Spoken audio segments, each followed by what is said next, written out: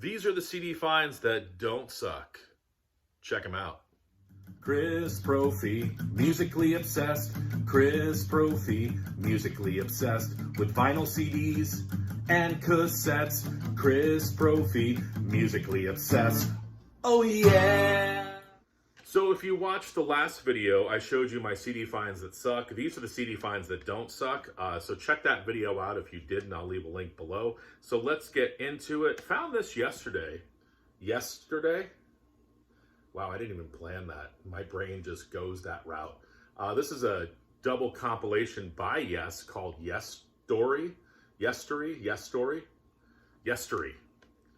I just created a new word. 2 CDs of Yes songs. So what's cool about this is the first song is called Something's Coming, and I was listening to it and I was like, I don't recognize this song. Looked it up. It's a B-side, I guess, from the first album.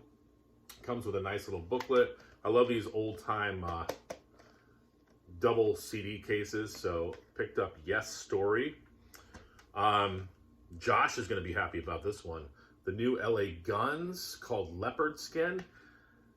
LA Guns, you know, they don't need to be making any more CDs because they've already sort of cemented their legacy in that sort of sleaze hard rock sound, but they keep coming out with great albums. This is another good one. Heavy. This is a little bit more adventurous, and I might have to do a review of that. I was posting these CDs to the guys yesterday because I found these yesterday. How about Kix Cool Kids? Kind of new wave, sort of punk, new wave, hard rock. Very different from like the later stuff, but I really, really dig this. And I also picked up Circus of Power, their album Magic and Madness. Wasn't too familiar with these guys, but this album should have been huge. It's awesome. I really, really love the riffs in this. I was texting the guys last night going, these riffs are kicking my butt. Circus of Power, check it out.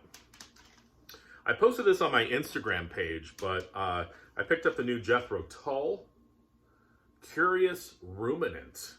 And as other reviewers have said, this is a very strong album. I like it.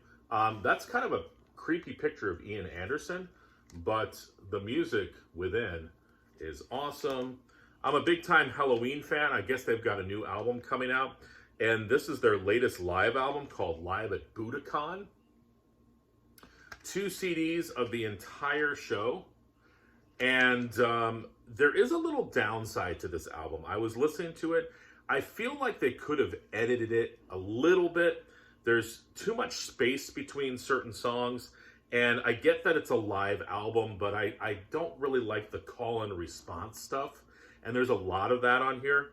But if you get past all of that, the recording is amazing, and the songs are great as well. They kind of pick a little bit from their storied career here, and you know, they do Keeper of the Seven Keys on here, Eagle Fly Free, Future World. You know, they even do a ballad, Forever and One. Very good CD. How about some Icon?